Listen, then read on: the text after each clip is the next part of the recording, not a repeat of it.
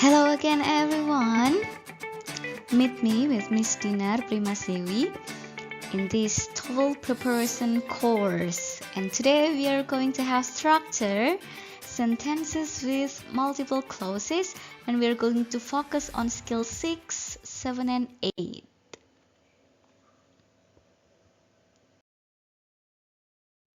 Now let's get started. Sentences with multiple clauses. Remember that a clause is a group of words which consists of a subject and a verb. Klausa adalah kumpulan kata yang terdiri dari subjek dan predikat, atau subjek dan verb. And a sentence with multiple clause is a sentence which consists of two or more clauses. Jadi dalam bahasa Indonesia, sentence with multiple clause disebut juga dengan kalimat majemuk, yang artinya kalimat tersebut terdiri dari dua klausa atau lebih. Nah, let's see the example. Tina is singing and Paul is dancing. You can notice that in one sentence there are two clauses. The first clause is Tina is singing, and the second clause is Paul is dancing. Second one, Tom told a joke, so everybody laughed. You can also see that there are two clauses in one sentence. The first clause is Tom told a joke, and the second clause is everybody laughed. Last one. Although it was raining hard, Tina came to the party. Again, we have one sentence, but it consists of two clauses. The first clause is it was raining hard, and the second clause is Tina came to the party. So remember, sentence with multiple clauses or kalimat majemuk is a sentence with two or more clauses. Kalimat yang terdiri dari dua klausa atau lebih. Now let's see the pattern. The clauses in a sentence should be connected with a conjunction or connector and usually a comma. Nah, karena dalam satu kalimat terdiri dari dua klausa atau lebih, maka klausa tersebut harus dihubungkan dengan kata penghubung atau konjungsi atau konektor. Kita lihat contoh yang pertama. Tina is singing and Paul is dancing. Klausa pertama adalah Tina is singing dan klausa yang kedua adalah Paul is dancing. Dan kedua klausa tersebut dihubungkan oleh kata hubung atau konjungsi and. Maka kita punya pattern clause 1 plus connector plus clause 2. Next. Although it was raining hard, Tina came to the party. Kita lihat di sini juga ada dua klausa, tapi konektornya kita taruh di depan. Kita punya konektor although, meskipun, walaupun. Walaupun hujan lebat, Tina datang ke pesta. Jadi klausa yang pertama adalah it was raining hard. Klausa yang kedua adalah Tina came to the party. Nah, karena klausa yang pertama ada di depan dan dia diawali dengan konektor atau kata hubung, maka klausa yang pertama itu diikuti oleh koma. Sehingga kita punya pattern connector plus clause 1, clause 2. That's it. It's easy ya. Kita sudah tangkap poinnya. Klausa kalau ada dua dalam satu kalimat berarti disebut sebagai kalimat majemuk. Dan biasanya klausa-klausa tersebut dihubungkan dengan konektor atau kata hubung. Okay, now we already have basic knowledge about sentence with multiple clause or kalimat majemuk ya. We already know that A sentence with multiple clauses is a sentence which consists of two or more clauses. Now we can start to learn the first skill in this meeting. It is skill 6 about using coordinate connectors correctly. Okay, let's talk about coordinate connectors. See the following examples here, ya. Maya is cooking and her daughter is watching TV. See, we have two clauses in one sentence. The first clause is Maya is cooking. The subject is Maya and the verb is cooking. And then the second clause is her daughter is watching TV. We have subject her daughter and we have the verb is watching. Now let's take a look at the connector. Can you spot the connector there to connect the two clauses? Yes, it is and. So the sentence is Maya is cooking and her daughter is watching TV. So we have connector and. And here is used to show addition, penambahan, ya. So we can also have more than two clauses. Kita juga bisa membuat lebih dari dua klausa. Misalnya kita tambah lagi klausa yang ketiga. Maya is cooking, her daughter is watching TV, and her husband is cleaning the room. So, we use and to give addition, untuk memberikan tambahan. Very clear, ya. Now, let's see the second one. My dad is tall, but my mother is short. So you can have connector but here, and but is used to show contrast or contradiction. Jadi but di sini dipakai untuk menunjukkan kontras atau kontradiksi. Ayah saya tinggi, tapi ibu saya pendek. Jadi kita bisa lihat kontradiksinya. Or instead of but, you can also use yet. Kita juga bisa pakai kata yet. I am very tired, yet I can't sleep. Jadi ada kontradiksi di situ, saya sangat lelah. Saya tidak bisa tidur. Satu sisi saya lelah, tapi di sisi yang lainnya saya tidak bisa tidur. So that's why you use yet, tetapi. I'm very tired, yet I can't sleep. Next, I have to sleep early or I will get up late tomorrow. So here, the first clause is I have to sleep early. The second clause is I will get up late tomorrow. And the two clauses are connected with or, atau. Jadi or di sini dipakai untuk menunjukkan pilihan. Saya harus bangun lebih awal atau saya akan telat besok. Next, you can sit here or in the back row. Jadi di sini kita bisa pakai or untuk memberikan pilihan. Kamu bisa duduk di sini atau di baris belakang. Nah, kenapa di klausa yang kedua di sini tidak ada subjek? Karena sebenarnya subjek di sini sama dengan subjek yang pertama, yaitu you. Maka kalimat ini tetap benar karena pada klausa yang kedua you-nya kita hilangkan karena sebenarnya mengacu pada subjek yang sama yaitu you yang ada di klausa pertama. You can sit here or in the back row. I can eat pizza or drink coffee. I-nya pada klausa yang kedua dihilangkan karena di klausa yang pertama sudah ada. Last one. Sally studied hard for her exam, so she passes it easily. Kita punya konektor so di sini. So is used to talk about result. So dipakai untuk menunjukkan hasil. Nah, Sally belajar dengan keras, jadi dia bisa lulus dengan mudah. It's very easy, ya.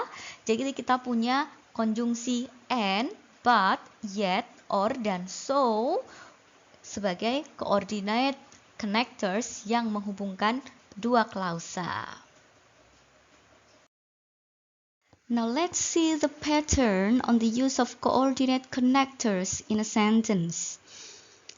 We can have and, but, yet, or, and so for coordinate connectors. Now let's see the pattern. She laughed, but she wanted to cry. So here the pattern will be subject and verb, coordinate connector, and then subject and verb. Nah, remember, subject verb here shows a clause. So, she laughed is subject and verb. It is the first clause. And then the coordinate connector is but, followed by subject and verb. She wanted to cry, and it is the second clause. So remember, a clause consists of subject and verb. Diingat-ingat ya, klausa terdiri dari subjek dan verb. Jadi kalau tidak ada salah satu di antaranya, maka itu bukan klausa.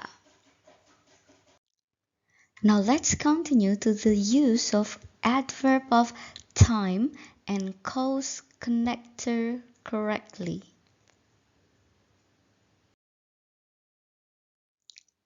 Okay, now let's see the following table showing time and cause connectors. We start from time connectors. For time connectors, kata hubung yang menunjukkan waktu, kita punya after, as long as soon as, before, by the time, once, since, until, when, whenever, and while. And for the cause connectors, we have as, because, now that, and since. Kita punya as di sini ya. Untuk time connector, as di sini artinya adalah saat. Sedangkan untuk as di cause connector memiliki makna karena. Jadi meskipun sama-sama as, tapi artinya beda ya. Jadi kita lihat dulu apakah dia dipakai sebagai konjungsi yang menunjukkan waktu atau sebab. Nah, now let's see the example. Mia went inside because it was raining. We have two clauses. The first clause is Mia went inside. Ada subjek Mia, kemudian verb went. And then we have connector because. Kemudian the second clause is it was raining. The subject is it, and then the verb is was raining. Now, what about the second one? Because it was raining, Mia went inside. Nah, kita lihat di sini ya, posisi konektornya berbeda karena because di sini diletakkan di depan. Because it was raining, Mia went inside. So here the connector is in the beginning, followed by the first clause, and then and then followed by second clause. So that's why we have two patterns for sentence with two clauses using time and cause connectors. The first one is subject, verb, connector, subject, verb. And then the second one, connector, subject, verb, subject, verb. And finally, we come to the last skill 8. It is about how to use other adverb connectors correctly. Okay, so previously we have learned about coordinate connectors in skill 6, and then time and cause connectors in skill 7, and now in skill 8 we talk about other adverb connectors. They are condition, contrast, manner, and place. Now let's see the adverb of condition. We have if, in case, provided, providing, unless, whether. Usually you translate it into jika. And then we also have contrast. Here we have although, even though, while, and whereas. Walaupun, meskipun. And then we have adverb of manner. We have as and in that. While for place, we have where or wherever. Now let's see the example. Bob went to school even though he was sick. Again, here we have two clauses. The first clause is Bob went to school. The subject is Bob and the verb is went. And then we have connector there which shows contrast. It is even though. And then for the second clause, we have he was sick. The subject is he and the verb is was. So here we can have the pattern subject verb and then connector and then subject verb. Next, even though Bob was sick, he went to school. Now take a look at the connector. The connector is in the beginning of the sentence. It is before the first clause. So remember to put comma. Even though is the connector. Bob was sick is the first clause. The subject is Bob and the verb is was, followed by comma and then second clause. The subject is he and the verb is went. Again, please remember if the connector is in the beginning, use comma after the first clause. Okay, now let's do the following exercise. We'll do it together, yeah? Choose the best connector for the following sentences. Start from number 1. I have taken the medicine, blah blah blah, I haven't felt better. Now, take a look at the first clause. I have taken the medicine. And then the second clause, I haven't felt better. So this sentence shows a contrast. Karena yang satu positif, kemudian yang kedua adalah negatif. Dan ini merupakan coordinate sentence ya. Kalimat majemuk dengan menggunakan coordinate connectors. Kira-kira coordinate connectorsnya yang mana? Apakah and, but, or so? Yes, the answer is but. Karena dia menunjukkan contrast. Or you can also use yet. I have taken the medicine, yet I haven't felt better. Or I have taken the medicine, but I haven't felt better. Next, number 2. The missing wallet was found. Blah blah blah, the money had been taken. Dompet yang hilang sudah ditemukan. Bla bla bla, uangnya sudah diambil. Nah, ini juga menunjukkan kontras. Jadi, konjungsi apa yang tepat? And, but, or, atau so? Yes, but. The missing wallet was found, but the money had been taken. Next example. The flowers need to be watered every day, blah blah blah, they will die anytime soon. Jadi kita bisa lihat di sini ada opsi ya. Flowersnya itu harus disiram setiap hari. Bla bla bla, mereka akan mati. Jadi ada opsi untuk menyiram bla bla bla atau tanaman itu akan mati. Jadi sudah jelas ya, konektor yang tepat adalah or. The flowers need to be watered every day or they will die anytime soon. Next one. The young lady bought a kilo of apples, blah blah blah, gave the apples to the children. Kira-kira coordinate conjunction yang tepat mana? Apakah and, but, or, atau so? Apakah ini menunjukkan pilihan? Tidak ya. Menunjukkan kontras? Juga tidak. Apakah menunjukkan addition? Penambahan? Yeah, so that's why the answer is yes, very good. And the young lady bought a kilo of apples and gave the apples to the children. Now go on to the next exercise. Decide whether the sentence is correct or incorrect. Focus on the conjunction or connector. And then after that, decide whether it is correct or incorrect. Let's see the first example. Or the bills can be paid by cash, by credit. What do you think?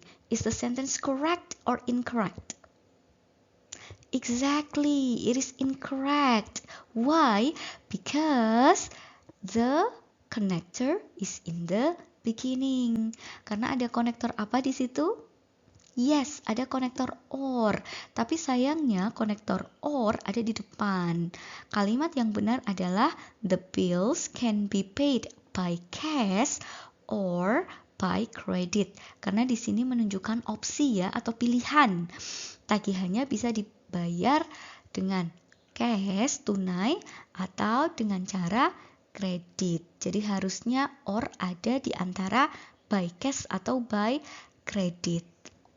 Next, it is impossible to enter that program if you lack experience as a teacher. What do you think? Is the sentence is correct or incorrect?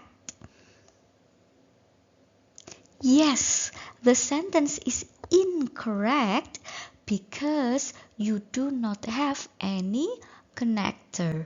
Sayangnya di sini tidak ada konektor ya. Tidak ada konektor yang menghubungkan klausa pertama yaitu it is impossible to enter that program dan konektor yang kedua yaitu you lack experience as a teacher. Nah, kira-kira konektor yang paling benar apa? Yes, konektor yang benar adalah yang menunjukkan syarat. Tidak akan mungkin kamu bisa mengikuti program tersebut kalau kamu kurang pengalaman sebagai seorang guru. Jadi jawabannya adalah if. It is impossible to enter that program if you lack experience as a teacher. Next, trash will be collected in the morning, so you should put the trash cans out tonight. Nah, bisa dilihat di sini ya. Kita bisa melihat kalau dua klausa ini menggambarkan tentang hasil atau result. Jadi, apakah kalimatnya benar atau salah? Yes, the answer is correct. Karena konjungsi yang dipakai adalah so. Sampahnya akan diambil pagi ini. Jadi, kamu harus mengeluarkan tempat sampahnya nanti malam. Next, the furniture will be delivered as soon it is paid for. Okay, let's focus on the adverb or connector. Kira-kira ada tidak konektor di situ? Ada, tapi hanya kata as soon. Tidak ada konektor as soon ya. Yang ada adalah as soon as. So that's why the sentence is incorrect. Well, everyone, I guess that's all for today. We have learned skill 6, 7, and 8 about connectors in sentence with multiple clauses. I have a quiz for you for skill 6, 7, and 8 in Scalza, so please do the quiz very well. I'll see you next time. Bye.